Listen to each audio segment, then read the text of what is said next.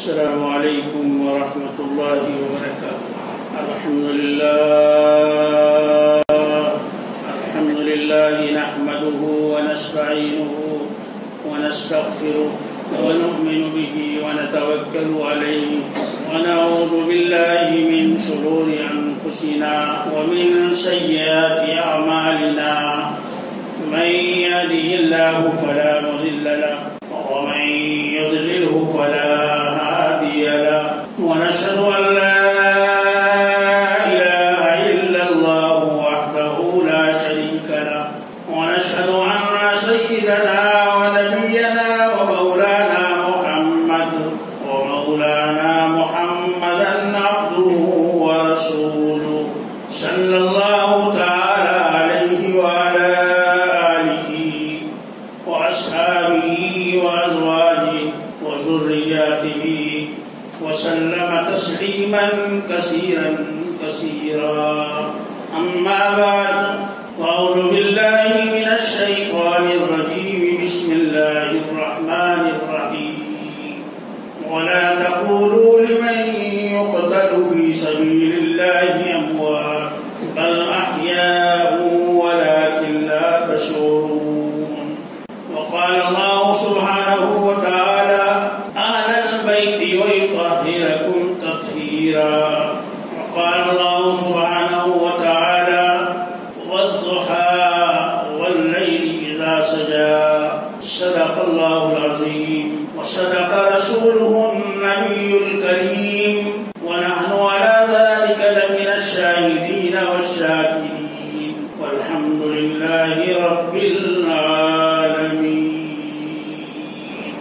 بزرگان محترم، نوجوانان اسلام اور عزیز طلبہ، یہ مبارک مہینہ ماہ محرم الحرام، جس کا ذکر قرآن کریم میں بھی ہے، نہایت متبرک اور فضیلت والا مہینہ ہے، کیونکہ قدرتی طور پر ایسا ہوتا چلا گیا کہ بہت ساری فضیلتیں اس محرم میں جمع ہو گئی، اور اللہ تبارک و تعالیٰ نے اس کو واجب الاحترام مہینہ قرار دیا، یعنی حرمت کا مہینہ۔ جو 5 مہینے یا 4 مہینے حرمت کے ہیں، اس میں ایک مہینہ محرم الحرام بھی ہے۔ یہ قدرتی بات ہے، اللہ نے چاہا تو ہوا۔ میرے اور آپ کے اور ساری دنیا کے باپ سیدنا ابو البشر حضرت آدم علیہ السلام سے جب لغزش ہو گئی تو اسی ماہ محرم کی 10ویں تاریخ کو اللہ تعالیٰ نے آپ کی توبہ کو قبول فرمایا۔ یہ وہی محرم الحرام ہے جس میں اللہ تعالیٰ نے دنیا کے تمام انسانوں کے باپ کی توبہ کو قبول کیا، اور یہ کہ اللہ تبارک و تعالیٰ نے حضور علیہ السلام کے نور کو اسی محرم الحرام میں پیدا فرمایا۔ بنی اسرائیل کو فرعون سے اسی محرم میں، اسی ماہ میں اس کے عذاب سے نجات دلائی، اور پھر یہ کہ حضرت موسیٰ علیہ السلام کو اللہ تعالیٰ نے 10 محرم کو اپنے کلام سے سرفراز فرمایا، یعنی تورات آپ کو عطا فرمایا۔ پھر یہ کہ اللہ تبارک و تعالیٰ نے جنت کو اسی مہینے میں بنایا۔ بہت سارے فضائل ہیں، میں نے یہ چند آپ کی خدمت میں پیش کیے ہیں، ورنہ علماء کرام نے اس مہینے کے جو اقوال، احوال اور فضیلت ارشاد فرمائی ہے وہ بہت زیادہ ہے۔ اور اسی محرم میں اللہ تبارک و تعالیٰ نے اسلامی کیلنڈر کو بنوایا۔ آپ کے یہاں جو تقویم ہے، کیلنڈرز ہیں، عیسائیوں کے یہاں عیسوی ہے جس کا آج کل رواج ہے، اب 2018 ہے، یہ عیسوی کیلنڈر ہے، اور بکرمی جو ہے وہ برہمنوں کے یہاں ہے، جس میں جیٹھ، ساون، بھادو جیسے مہینے آتے ہیں۔ اور مسلمانوں میں جب اسلامی کیلنڈر کی ضرورت پڑی کہ بھئی تاریخ بھی ہونی چاہیے، سن بھی ہونا چاہیے، تو کسی نے کہا کہ رمضان سے شروع کرو، کسی نے کہا کہ معراج کی رات سے شروع کرو، کسی نے کہا آپ صلی اللہ علیہ وسلم کی ولادت باسعادت سے شروع کرو۔ حضرت علی نے مشورہ دیا کہ تاریخ کا اعلیٰ ترین نمونہ اور صف اول اور قیامت تک آنے والی نسلوں کے لیے ہجرت ایک ایسی چیز ہے جو کسی اور نبی کو حاصل نہیں. چنانچہ سیدنا حضرت عمر فاروق رضی اللہ تعالیٰ عنہ نے اسلامی سال محرم الحرام سے شروع فرمایا، کیونکہ محرم الحرام کی آخری تاریخوں میں آپ گئے، مکے سے نکلے اور سفر کے اوائل میں آپ مدینہ منورہ پہنچے. تو گویا یہ بھی اللہ تعالیٰ نے اسی مہینے میں رکھا ہے.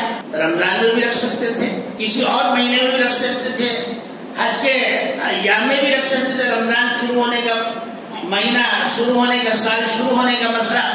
لیکن اللہ تعالیٰ نے سیدنا عمر فاروق رضی اللہ تعالیٰ عنہ کے دل میں حضرت علی کے ذریعے سے ڈلوایا کہ اسلامی سال ہجری سن محرم الحرام سے شروع کیا جائے. تو یہ سن جو ہے، یہ محرم الحرام، یہ مہینہ اسلامی سال کا پہلا مہینہ ہوتا ہے.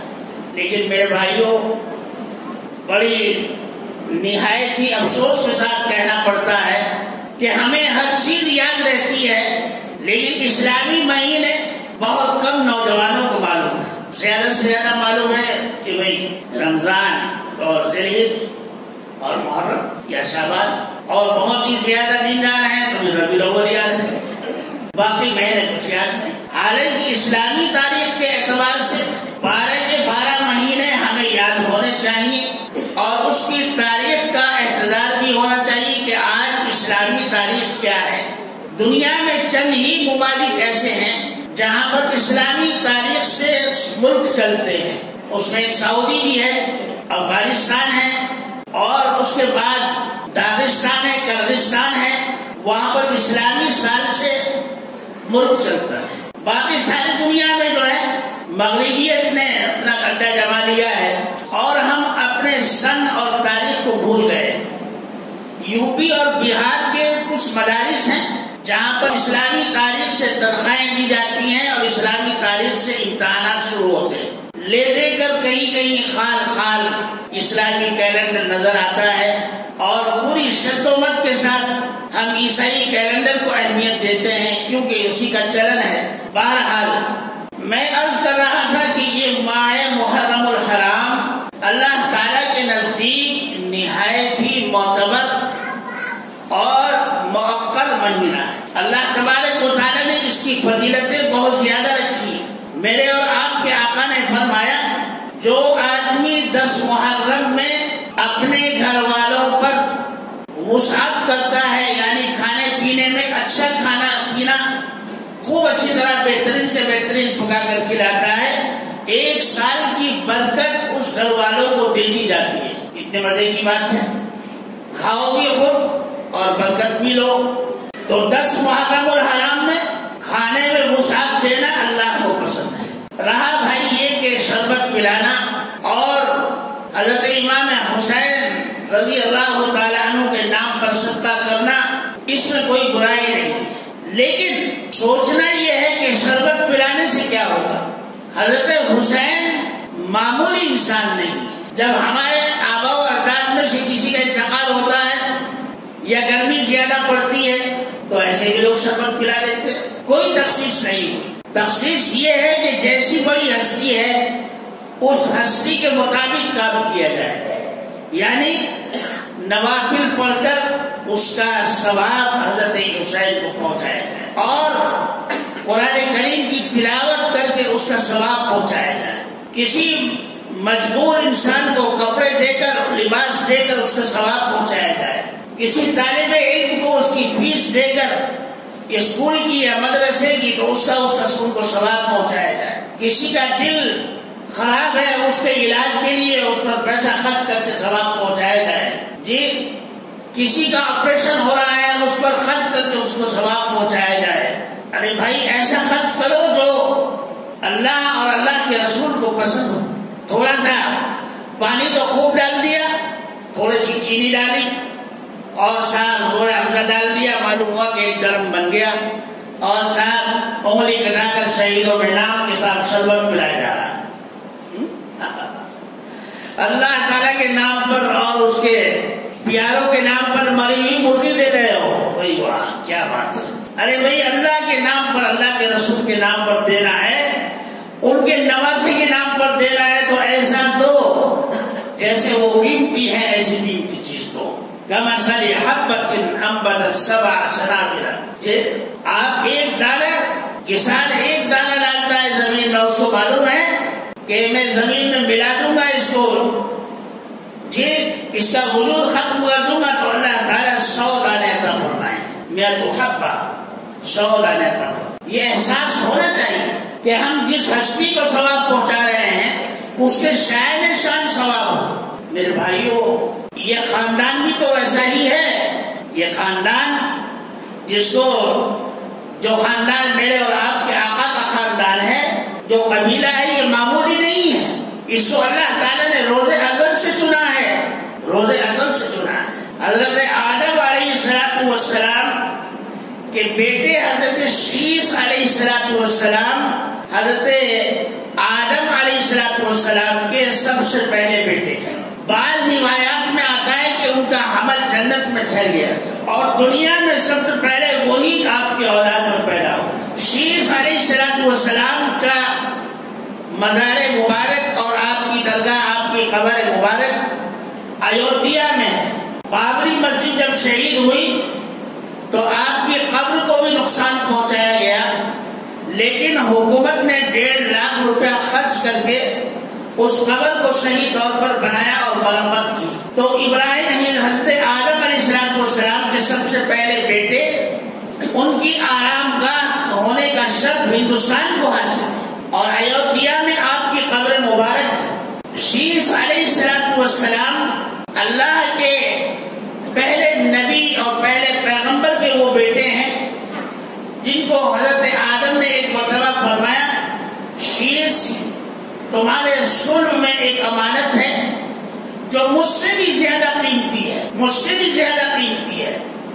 تو شیس علیہ السلام نے کہا، ابا جی ہم نے تو یہ سنا کہ آپ ہی سب سے زیادہ قیمتی ہیں، جنت آپ کے لیے بنائی گئی اور جنت کو سنوارا گیا آپ کے لیے، اور آپ کے لیے پھر اس دنیا کو بنایا، اور آپ کو پھر اللہ نے فرمایا انی جاعل فی الارض خلیفہ، کہ ہم نے زمین کا تمہیں نائب اور خلیفہ بنا کر بھیج دیا، اب آپ سے بھی زیادہ کون معزز ہو سکتا ہے؟ تو آدم علیہ السلام نے فرمایا کہ شیس تمہاری پیشانی پر جو نور چمکتا ہے یہ نور نبی آخر الزمان ہے صلی اللہ علیہ وسلم۔ تمہارے صلب سے، تمہاری اولادوں میں سے ایک ایسی اولاد پیدا ہوگی جس کو نبی آخر الزمان کہا جائے۔ تو اللہ تعالیٰ نے روز اول سے اس خاندان کو اولیت عطا فرمائی، بزرگی عطا فرمائی، فضیلت عطا فرمائی۔ اور کیسے؟ حضور علیہ السلام ارشاد فرماتے ہیں کہ اللہ تعالیٰ نے اپنے سے ایک نور کو الگ فرمایا، الگ کیا، اور اس نور کے 2 حصے کیے۔ اس ایک حصے میں سے دنیا کی ہر چیز بنائی، آدم علیہ السلام سے لے کر 1,40,000 پیغمبروں کو بنایا، اور دنیا کے تمام انسانوں، تمام چوپایوں، تمام پرندوں اور چرندوں کو بنایا، اور آسمان اور زمینوں کو بنایا۔ اللہ نور السماوات والارض، اللہ نور السماوات والارض، یہ زمین اور آسمان سب اسی نور سے چمکے ہوئے ہیں اور اسی نور سے روشن ہیں۔ اور فرمایا دوسرے حصے سے مجھے پیدا کیا، دوسرا حصہ جو نور کا تھا اس سے اللہ تعالیٰ نے نبی آخر الزمان حضرت محمد مصطفیٰ، زور سے کہیے صلی اللہ علیہ وسلم کو پیدا کیا۔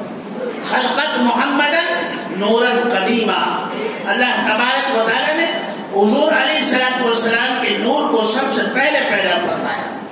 نہایت قدیم نور ہے جو اللہ نے اپنے حصے سے اس کو پیدا فرمایا، اور پھر آپ کو اس دنیا کی نہیں بلکہ پوری کائنات کے لیے رحمت للعالمین بنا کر بھیجا۔ تو یہ خاندان تو ایسا ہے۔ حضرت ادریس ہیں، ان میں وہ نور آیا، پھر حضرت نوح میں وہ نور آیا، حضرت ابراہیم میں وہ نور آیا، پھر حضرت اسماعیل میں آیا، اور پھر وہی نور بنی ہاشم میں آیا۔ یہ سلسلہ جو ہے اللہ تبارک و تعالیٰ نے سب سے زیادہ متبرک اور پاک رکھا۔ بہت سارے لوگ یہ سوال کرتے ہیں، میں تو میرا ایمان ہے، میں اس بارے میں کسی سے ڈرتا بھی نہیں اور مجھے کہنے میں کوئی بخل بھی نہیں۔ کچھ لوگ یہ کہتے ہوئے ڈرتے ہیں کہ حضور اکرم صلی اللہ تعالیٰ علیہ وسلم کے والدین مسلمان تھے یا نہیں، آپ کے والدین کا اللہ نے کیا برتاؤ کیا اللہ نے ان کے ساتھ؟ میرا ایمان ہے کہ وہ موحدین میں سے تھے، اور سیرت ابن حشام میں منقول ہے کہ نبی کریم صلی اللہ تعالیٰ علیہ وسلم ایک مرتبہ جب اپنے والدین کی قبر پر گئے تو حضور علیہ السلام روتے ہوئے گئے اور ہنستے ہوئے واپس ہوئے اور فرمایا کہ اللہ نے میرے والدین کو ان کی قبروں سے زندہ فرمایا اور وہ میرے ہاتھ پر مسلمان ہوئے اور پھر جا کر اپنی قبروں میں آرام فرمایا۔ ایک چھوٹی سی مثال ہے، اگر آپ کے پاس کوئی سونے کا زیور ہے، آپ کے پاس کوئی جواہرات ہے، آپ کے پاس جو ہے کوئی نیلم ہے، کوئی پکراج ہے، آپ کے پاس کوئی سچا موتی ہے، تو آپ اس کو کہاں رکھیں گے؟ جو سب سے زیادہ خوبصورت ڈبہ ہوگا، جو سب سے زیادہ قیمتی چیز ہوگی اس میں رکھیں گے، اور اس کو بھی پھر اندر لے جا کر رکھیں گے کہ کسی کی نظر نہ لگ جائے۔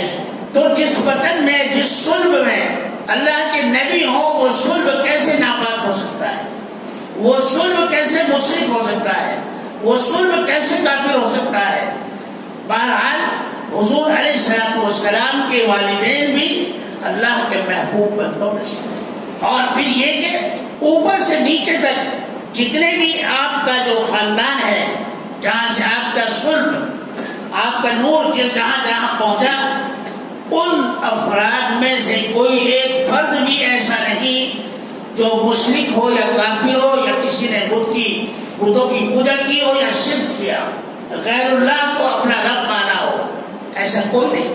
حضور علیہ السلام کو اللہ تعالی نے خواص میں سے پیدا کرنا، اور وہ نور جو ہے حضرت ابراہیم میں آیا، حضرت ابراہیم سے حضرت اسماعیل میں آیا، اور حضرت اسماعیل سے پھر جو ہے کنانا میں آیا، اور کنانا سے جو ہے پھر حضرت ہاشم میں آیا، اور پھر وہی نور حضرت عبداللہ میں آیا۔ محمد بن عبداللہ بن عبد المطلب بن ہاشم بن قصی بن مرہ بن کعب بن لوئی بن فہر بن نذر بن کنانہ بن خزیمہ بن مدرکہ بن الیاس بن معدہ بن عدنان بن اسماعیل بن ابراہیم بن نوح بن ادریس بن حضرت آدم علیہ السلام، یہ وہاں سے سلسلہ ہے۔ یہ سلسلہ نہایت پاکیزہ سلسلہ ہے۔ اللہ تعالیٰ نے یہ نور خصوصی نور بنایا اور اس کے لیے خصوصی انتظام فرمائے۔ تاریخ میں آتا ہے کہ حضرت ہاشم جو نبی کریم صلی اللہ تعالیٰ علیہ وسلم کے پردادا تھے، وہ جا رہے تھے، ایک عورت نے بلایا کہ ہاشم ذرا ادھر آؤ۔ کہا کیا بات ہے؟ کہا کہ جو چاہے لے لو لیکن ایک رات تم میرے پاس بسر کر لو۔ انہوں نے کہا کہ لا حول ولا قوت، میں نہایت پاکیزہ خاندان سے ہوں، ہمارے یہاں زنا کا تصور نہیں ہو سکتا ہے، آپ اگر چاہتی ہیں تو نکاح کر لیں۔ یہ کہہ کر آگے بڑھ گئے۔ اب حضرت عبداللہ کا زمانہ آیا۔ حضرت عبداللہ کو ایک عورت نے کہا کہ اے عبداللہ، کہ سنو، تمہارے بدلے میں 100 اونٹوں کی قربانی حضرت عبد المطلب نے دی تھی، میں تمہیں 100 اونٹ دیتی ہوں، ایک رات میرے ساتھ بسر کر لو۔ کہا کہ یہ نہیں ہوتا ہے، اور وہ نور آپ کی پیشانی میں اتنا چمکتا تھا کہ اس کے سامنے سورج، ستارے اور چاند کی روشنی بھی مان۔ تاریخ میں آتا ہے کہ 50 عورتوں نے حضرت عبداللہ کے عشق میں زہر کھایا۔ آج ہمارے یہاں جھوٹی محبتیں ہیں نا، نہیں جی میں خدا سے محبت کرتا ہوں، کوئی بھی زہر کھاتا ہوا نظر نہیں آتا۔ 200 نوجوان دیوانے ہو گئے، 200 نوجوان عورتیں دیوانی ہو گئی کہ کسی طرح عبداللہ سے نکاح ہو جائے۔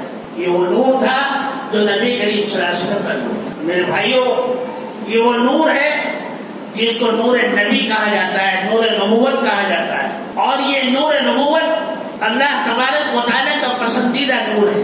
میرے اور آپ کے آقا حضرت حسین رضی اللہ تعالیٰ عنہ اور حضرت حسن رضی اللہ تعالیٰ عنہ سے نہایت پیار کرتے تھے، اور فرماتے تھے کہ حسن و حسین میرے جگر کا ٹکڑا ہے۔ ویسے بھی کہا کرتے ہیں کہ بھئی نانا کو نواسوں سے بڑا پیار ہوتا ہے۔ حقیقت بات یہ ہے کہ وہی انسان سب سے بہتر ہے جو اپنے پوتروں سے اور نواسوں سے نواسیوں سے برابر کا حساب رکھے، دونوں طرف بیلنس، بیٹے کی اولاد سے بھی اتنی محبت، بیٹی کی اولاد سے بھی اتنی محبت میرے اور آپ کے آقا نے کر کے دکھایا۔ حضور علیہ الصلوۃ والسلام کو معلوم تھا کہ میرے دونوں نواسوں پر ظلم کیا جائے گا۔ دونوں آپ کے نواسوں نے تختی لکھ کر دکھائی۔ پہلے زمانے میں تختی ہوا کرتی تھی، آج بھی ہم لوگوں نے بچپن میں لکھی ہے، تو پرانے لوگ ہیں ان کو معلوم ہوگا۔ اسکولوں میں اور مدرسوں میں لکڑی کی تختیاں ہوتی تھی جو اس پر لکھا کرتے تھے، اور فرمایا جب تک امت میں تختی رہے گی، تختی پر لکھنا باقی رہے گا، اس وقت تک علم کا نور دنیا میں باقی رہے گا، اور جب تختی ختم ہو جائے گی تو دنیا سے علم کا نور اٹھ جائے گا۔ آج آپ دیکھتے ہیں کسی بھی مدرسے اور اسکول میں کہیں تختی نظر نہیں آتی۔ تو حضرت حسن اور حضرت حسین نے اپنی اپنی تختی دکھائی کہ دیکھو ابا جی میں نے کیسے لکھا ہے۔ انہوں نے کہا دیکھو ابا جی میں نے کیسے لکھا ہے۔ جبرائیل علیہ الصلوۃ والسلام تشریف لائے، فرمایا کہ اللہ نے دونوں بچوں کو پسند فرمایا، اور دونوں بچوں کا مقام اللہ کے نزدیک بہت زیادہ ہے۔ اس میں سے ایک بچہ آپ کا زہر سے مارا جائے گا، زہر سے شہید ہوگا، اور دوسرے کو میدان کربلا میں شہید کیا جائے گا۔ حضور علیہ الصلوۃ والسلام غمگین ہو، یہ کیا ہوا؟ لیکن اللہ تبارک و تعالیٰ کی نے جو لکھ دیا ہے وہ اپنی جگہ پر ہے۔ سیدنا حضرت خواجہ غریب نواز معین چشتی اجمیری رحمۃ اللہ علیہ حضرت امام حسین کی شان میں ارشاد فرماتے ہیں، شاہ است حسین بادشاہ است حسین، دی است حسین دی پناہ است حسین، سرداد نداد کے دست سے یزید کے دست یزید، حقا کے بنا لا الہ است حسین، کہ حسین پاک ہے، سا است حسین، سا است حسین یعنی حسین پاک، شاہ است حسین حسین بادشاہ ہے، دین است حسین حسین دین ہے، دین پناہ است حسین حسین نے دین کو پناہ دی ہے، دین کو ابھارا ہے، دین کو چمکایا ہے، اور اپنا خون دے کر اس دین کو نکھارا ہے، اور قیامت تک کے آنے والی نسلوں کے لیے ایک مثال قائم کر دی کہ جان جائے تو جائے، کنبہ اور قبیلہ کر جائے تو کر جائے، پیاسے اور بھوک اور پیاس میں رہ کر اپنی جان دے دے تو دے دیں، لیکن حق کو نہ چھوڑا جائے، حق کا بول بالا ہر وقت ہو۔ چنانچہ حضرت حسین رضی اللہ تعالیٰ عنہ کربلا میں کس لیے شہید ہوئے، اور حضرت امام حسن کو زہر کیوں دیا گیا؟ اس لیے دیا گیا کہ ان دونوں نے یزید کی بیعت کو، یزید کے ہاتھ کو اپنے ہاتھ میں نہیں لیا، اور کہا کہ ہم جو ناپاک ہاتھ ہے، جس میں تقویٰ اور پرہیزگاری نہیں ہے، اس کو ہم خلیفہ نہیں مان سکتے۔ دنیا میں اس وقت بھی اسی چیز کی لڑائی تھی، اور آج بھی اسی چیز کی لڑائی ہے۔ شام میں کیا ہو رہا ہے؟ اس لڑائی کی پیشی گوئی حضور علیہ الصلوۃ والسلام نے دی۔ وہاں حق کو مٹایا جا رہا ہے اور باطل کو سامنے لایا جا رہا ہے، پیسوں کے لالچ میں، تخت و تاج کے لالچ میں۔ سعودی عرب میں کیا ہو رہا ہے؟ علماء کو قید کیا جا رہا ہے، وہاں بھی یہی چیز۔ افغانستان میں کیا ہوا، عراق میں کیا ہوا، بلغاریہ میں کیا ہوا، اور کرغزستان میں کیا ہوا، صومالیہ میں کیا ہوا، اور پھر آپ کے عراق میں کیا ہوا۔ یہ سب وہی تو ہے جہاں آدمی کو پیسے ملتے ہیں، جہاں اس کو معلوم ہوتا ہے کہ مجھے یہاں نفع ہونے والا ہے، تو پبلک اس کے ساتھ ہو جاتی ہے۔ یزید نے ایک گورنر بنا کر بھیجا، کہاں؟ کوفہ میں۔ سارے کوفہ والے حضرت امام حسین کے دل دادا، سب آگ پر جان نچھاور کرنے والے، اور جب یزید نے ایک خلیفہ بنا کر بھیجا اور اس نے آ کر یزید کے نام کا خطبہ پڑھا منبر پر، اور اس نے کہا کہ میں یزید کی طرف سے خط لایا ہوں، انہوں نے آپ کو السلام علیکم کہا ہے، تو سب خاموش رہے۔ گورنر نے کہا کہ میں نے کہا ہے آپ کو کہ خلیفہ یزید نے آپ کو السلام علیکم ورحمۃ اللہ کہا ہے، آپ نے جواب کیوں نہیں دیا؟ اگر آپ جواب نہیں دیں گے تو میں مسجد کے باہر جانے سے پہلے سب کو قتل کر دوں گا۔ سب ڈر گئے، سب نے زور سے کہا وعلیکم السلام وعلیکم السلام۔ جب آدمی کو اپنی جان پر بن آتی ہے یا اپنا مال لٹتا ہے یا اپنی عزت جاتی نظر آتی ہے تو آدمی سب کچھ کرنے کے لیے تیار ہو جاتا ہے۔ وہ کون سی چیز تھی، وہ کون سی حقیقت تھی کہ حضرت امام حسین اپنے 72 نفوس کو لے کر میدان کربلا میں آ گئے اور ایک ایک نفس کو، ایک ایک انسان کو، ایک ایک جان کو آپ نے اہل بیت کے ایک ایک فرد کو، یہاں تک کہ معصوم بچوں کو آپ نے شہادت کا درجہ عطا فرما دیا۔ آپ پر پانی بند کر دیا گیا، آپ پر آپ کے گھر کی عورتوں کو، اہل بیت کی عورتوں کو خیموں سے باہر لایا گیا اور کوفہ کے بازاروں میں ننگے سر گھمایا گیا۔ ان سب کو برداشت کیا، کیوں برداشت؟ اس لیے برداشت کیا کہ وہ نواسۂ رسول تھے، انہوں نے اپنے حق کے لیے جان دے دی۔ جہاں حق ہے وہاں حسین ہے اور جہاں حسین ہے وہاں حق ہے۔ انشاءاللہ تعالی آئندہ پھر جمعہ میں آگے امام حسین کی اور کربلا کی میں کیا حالت ہوئی اور کس طرح آپ کی شہادت ہوئی اس کے تعلق سے عرض کیا جائے گا۔ اللہ تبارک و تعالی مجھے اور آپ کو حق کے ساتھ رہنے اور حق کا ساتھ دینے کی توفیق عطا فرمائے۔ وآخر دعوانا ان الحمد للہ رب العالمین۔